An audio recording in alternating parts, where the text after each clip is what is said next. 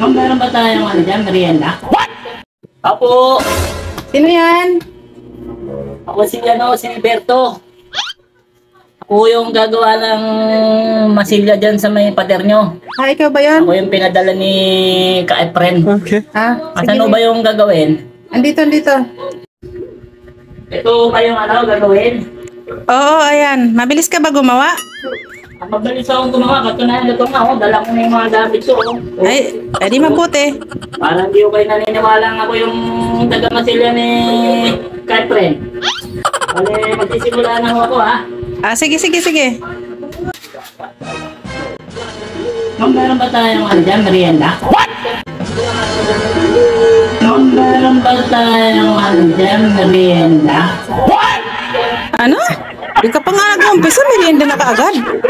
Ma'am, nagugutom kasi ako, baka meron kayong merienda dyan.